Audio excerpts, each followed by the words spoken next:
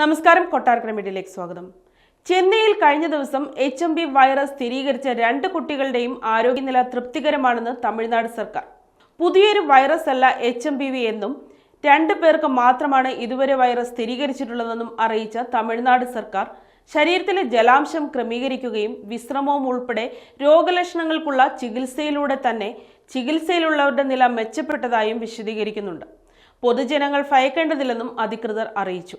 തേനംപെട്ട്, ഗിണ്ടി എന്നിവിടങ്ങളിൽ 2 കുട്ടികൾക്ക് HMV virus ബാധ സ്ഥിരീകരിച്ചതിന് പിന്നാലെ തമിഴ്നാട് ആരോഗ്യവകുപ്പ് സെക്രട്ടറി സുപ്രിയ സാഹുവാണ് തിങ്കളാഴ്ച രാത്രി വാർത്താക്കുറിപ്പ് പുറത്തിറക്കിയത്. തമിഴ്നാട്ടിൽ ശ്വാസകോശ സംബന്ധമായ രോഗങ്ങളുമായി ചികിത്സ തേടുന്നവരുടെ എണ്ണത്തിൽ വർധനവൊന്നും രേഖപ്പെടുത്തിയിട്ടില്ല. ഇൻഫ്ലുവൻസ സമാനമായ രോഗങ്ങളുടെയും ശ്വാസകോശ സംബന്ധമായ രോഗങ്ങളുടെയും കാര്യത്തിൽ സർക്കാർ നിരന്തര നിരീക്ഷണം തുടരുകയാണെന്നും ആരോഗ്യവകുപ്പ് സെക്രട്ടറി അറിയിച്ചു. തമിഴ്നാട്ടിലെ വിവിധ സർക്കാർ വകുപ്പുകളിലെ ഉന്നത ഉദ്യോഗസ്ഥർ പങ്കെടുത്ത വീഡിയോ കോൺഫറൻസിലും സ്ഥിതി അവലോകനം ചെയ്തു.